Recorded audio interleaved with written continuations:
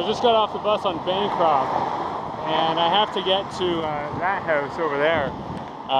But there's a couple things to remember. First of all, you're not supposed to cross the street except at a marked crossing. And this is an intersection, but it's not a marked crossing. The second thing is to use the sidewalks. Well, as you can see, there's no sidewalk here. And if there's no sidewalk, then I'm to walk towards traffic. But to do that, I have to cross the street. Some kind of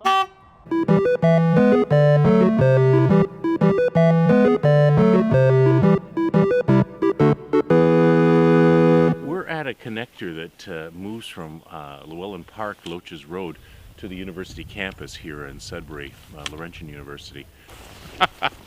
This is used to be my regular walk to the university, and you know, I'd walk from home, and I'd end up where I needed to be, and I'd be refreshed and stimulated, it's visually appealing. I love the fact that it gets me to where I need to go. I mean, truly, Ben Avery, all the positions and classrooms in the university campus are at my footsteps, fingertips. You know, I've been doing this since the 70s. Actually, probably earlier. This was my way to also go fishing with friends. We'd take our bicycles along here. Smell. It smells clean and fresh, and there's no exhaust. In fact, if anything, this is one of the few trails, well, Rotary Park, I guess, does it as well, that gets you from point A to point B without interacting with vehicles. And that's wonderful. You meet people. I'm surprised we don't see about 16 people on the way here right now. Hello. Oh, hello. Hello, how are you? Good, yourself? Good. Beautiful day. It is. Why do I walk? Translation from Goethe, when I rest, I rust. And if you're not out walking, who knows, I might be stuffing my face with chips or eating chocolate. Chocolate's not so bad, but... some people might say illumination. Would it make it safer? I don't know. I think just the fact that there's a number of people using it makes it safe in itself. Actually, you know what? It's rare that I have to pick garbage up along here. People self-police. Oh, did you just drop? Oh, did your dog just, so it gets picked up. For me, often walking is about getting from place to place. And if I can do it by foot, I'm much happier.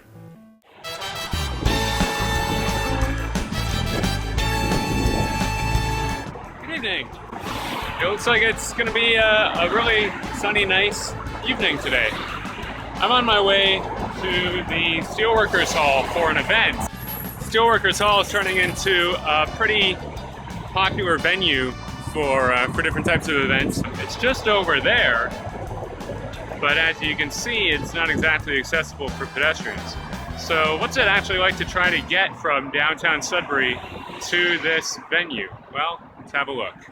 The only legal way to get from one side of the tracks to the other is to use the Riverside Pedestrian Tunnel.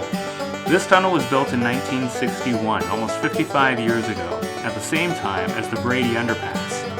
This route is 680 meters and requires that you go up, then down, up again, cross at Broadway, then go down again. And these sidewalks can get pretty icy in the winter and slushy and disgusting in the spring. It's not always nice, and when there's high snowbanks along Brady Street, it's downright treacherous. So now that I'm across the street from the Steelworkers Hall, I'm faced with the prospect of crossing the road, which shouldn't be too difficult at the moment because traffic is pretty light. Traffic is usually pretty light here on Brady Street, despite being a 4-lane mini expressway. So we're gonna try this out and see if I can avoid getting hit. The nice thing is that there's a pedestrian sign there. Not that it really means anything or provides any actual protection to pedestrians. There's no crosswalk, there's no lights, and the speed limit is 60 kilometers per hour.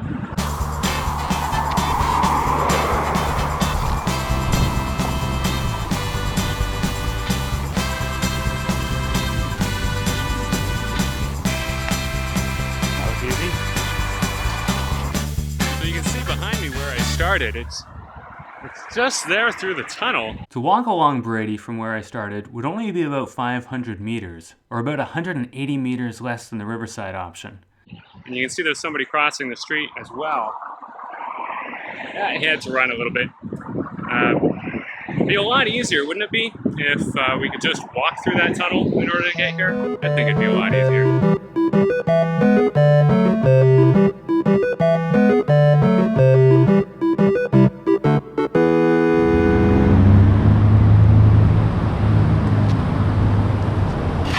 I go for blood tests. I'm supposed to come every week. In the winter time, it's harder sometimes. I don't get down here maybe once a month because I can't get out in the winter time. I'll show you the way I go over to the lab. You get a better view of everything.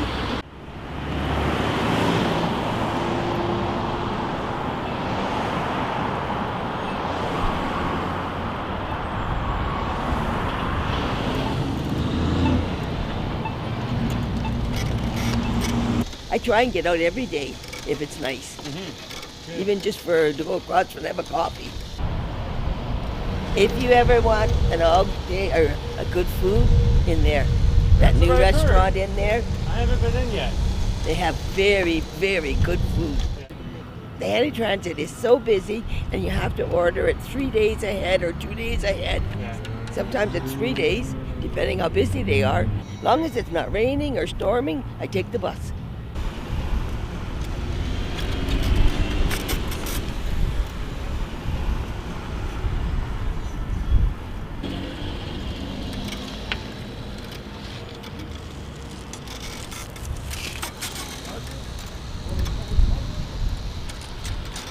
Thank you. Oh, look at the tulip. Look at the dandelions.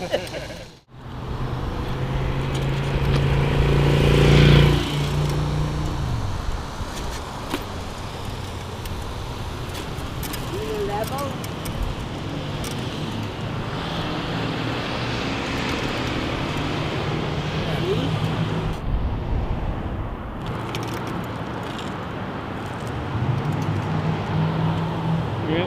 That's it. And even in the winter time, it goes down, so you're still not good. They need to fill them in. Yeah. You know, cement them in, so you can go over them. At least you can, like now, if you weren't here, I would sit and wait for someone to come to push my button. Yeah. They didn't think about anybody in wheelchairs. I'm telling you. That's the problem, you know, that's like the buses now. Like, they are so handy for people. It's unbelievable. People that could not get around, go out to the south end at all, now can go out to the south end. See this guy? He shouldn't have turned. He should not have turned. This is the intersection of St. Anne Road and Notre Dame Avenue. There are 4 crosswalks, 5 vehicle lanes going east-west, 8 vehicle lanes going north-south, 7 bus routes, no bike lanes, a bunch of apartments and townhouses, and 1 mall. Recently, someone hit a person with their car here. The investigation determined the pedestrian disobeyed the don't walk signal, and they were charged and fined $50. If you live in Sudbury, you know how often people disobey the don't walk signal. Here at St. Anne and Notre Dame, you have to press a button to cross the street. It takes about 90 seconds for the signals to change. That's longer than it takes to get your order from the Tim Hortons drive-thru. So it's not surprising that some people aren't willing to wait that long, particularly if there's a break in traffic. Once the walk signal lights up, you have about 40 seconds to walk nearly 100 feet across 7 lanes of traffic. This is considered a reasonable amount of time to cross, but as the City of Greater Sudbury advises, do walk briskly. If you don't press the button, then the walk signal won't light up at all.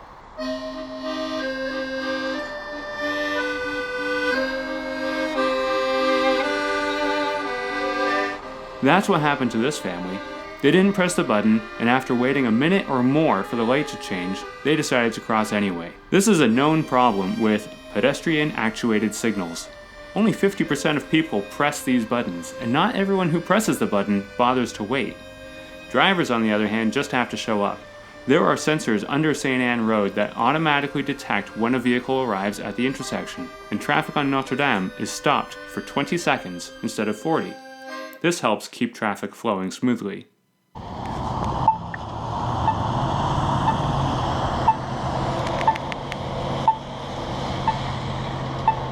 So if it's illegal and dangerous, and if pressing the button gives you more time to cross, why do people still disobey the don't walk signal? We can't speculate about the motivations of the person who was charged last week, but when we look at how this intersection and others like it are designed, we can see that they aren't designed with the convenience or safety of people on foot as a priority. You have to press a button to get permission to cross. Drivers just have to show up to trigger their signal change. If you aren't in the crosswalk within 7 seconds of the walk signal, you are not permitted to start crossing. The light stays green for drivers 30 seconds longer than that, so they can show up basically randomly. If you arrive just in time for the signals to change but miss it, you have to wait nearly 2 minutes for permission to cross. The traffic signal turns green at the same time that the walk signal lights up. Drivers are allowed to turn and cross the crosswalk if you aren't in that half of the crosswalk at the time, but drivers are impatient too, and they often disobey this rule. Take it all together, it's a lot easier to just cross when you think it's safe, and that's what people do.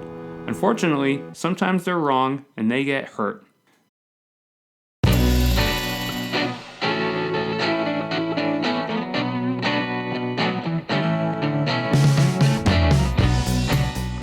This map shows the locations of the 626 motor vehicle collisions involving pedestrians that were reported to police in the city of Greater Sudbury during the years 2009 to 2016.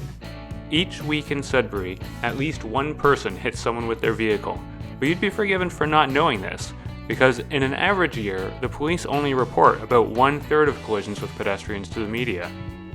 One of the most hazardous roads for pedestrians in Sudbury is LaSalle Boulevard. From 2009 to 2016, at least 68 people have hit someone along this 5-kilometer stretch of road, resulting in 1 death. That's 13 collisions per kilometer of roadway. Thankfully, the city is now considering improvements to the road to make it more pedestrian friendly. However, another hazardous stretch of road is proposed to get the exact opposite treatment. This 600-meter stretch of Notre Dame Avenue has been the location of at least 31 collisions with pedestrians, resulting in 3 deaths from 2009 to 2016. That's a rate of 51 collisions per kilometer. But the city's transportation master plan proposes to widen this road from 4 lanes to 6 lanes, prioritizing the convenience of drivers over the safety of pedestrians.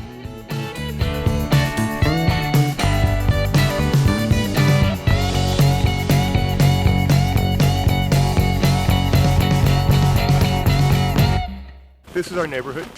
We're on MERRIEL Crescent, and we walk here, we walk the dog, we walk with the family. We come out, we say hi to the neighbors, get a little bit of exercise, get out of the house, burn off some yayas for the 5-year-old. Just enjoy the fact that we live in a place we can go for a walk.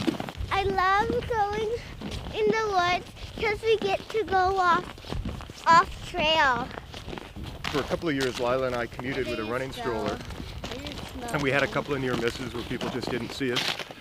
And I'm not a little guy, and I'd always wear bright clothes, and I'm pushing a bright green stroller, and still people don't see it.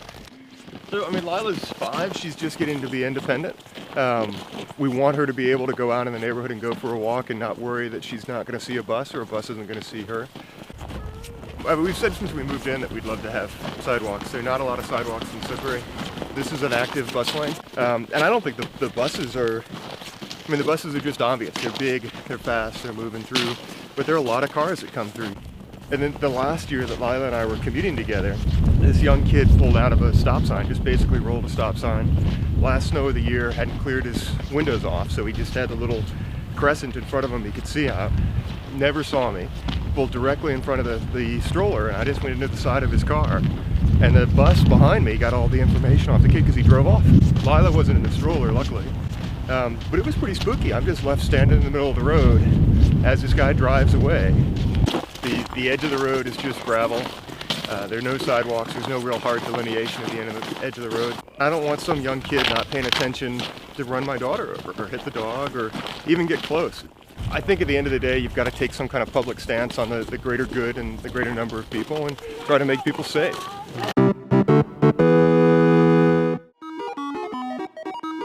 This is Regent Street, just south of the so-called Killer's Crossing. On the right side of Regent Street is the Greater Sudbury Utilities main office. On the left side is their overflow parking lot. The nearest set of lights and crosswalk is 156 meters north of the overflow lot. That means workers have to travel about 260 meters to get from the overflow lot to the office, which is only about 100 meters away as the crow flies. But that's only part of the story. The Junction Creek Waterway Park Trail follows alongside Junction Creek and forms part of the Trans-Canada Trail. Regent Street cuts right through it, with 4 lanes of traffic and a speed limit of 50 kilometers per hour. It's amazing that no one has hit a pedestrian here in the last 7 years. Proposals to add a crosswalk here have been turned down by the roads department in the past, and the idea of installing a pedestrian refuge island has been dismissed as, quote, impossible, because they won't allow the loss of a lane to improve pedestrian safety. Rumor has it, though, that the city has changed its mind about a crosswalk, and they are considering the installation of a button-activated traffic light at this location with different timing for pedestrians and cyclists. So we'll see what happens.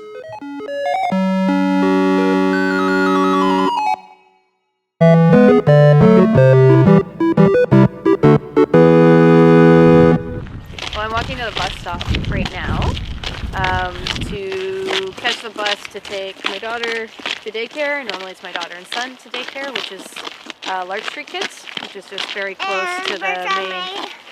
All his friends sick? And yes, but he is sick, and he'll make all of his friends sick, so he's not going to daycare today.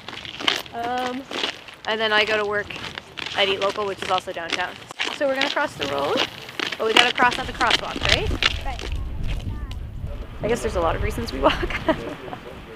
Well, for one, our daughter can actually walk probably by herself from our house to most places downtown. So the fact that we walk places and take bus routes and things like that, she actually has a sense of the distance and space and like what direction things are in. What's your favorite part about walking?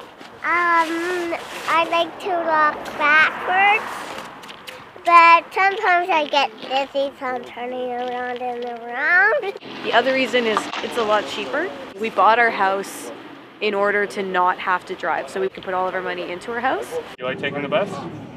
Yeah. But sometimes we walk to daycare. Right now, it's spring, so things are pretty dry, and it's downtown, so the sidewalks are pretty well maintained. But in the winter, man, the ice.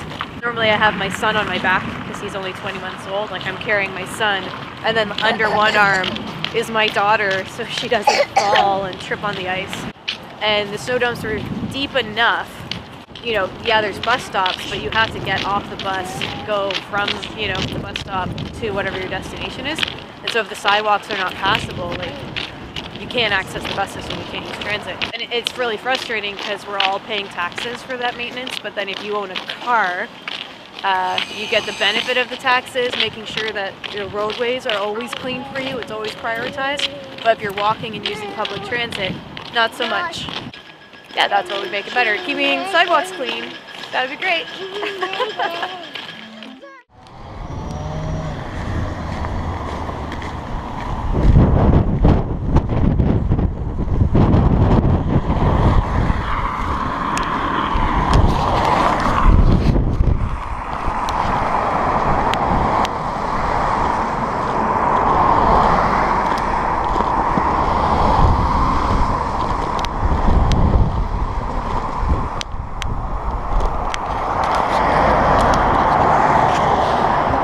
Good thing I'm an able-bodied young man, eh?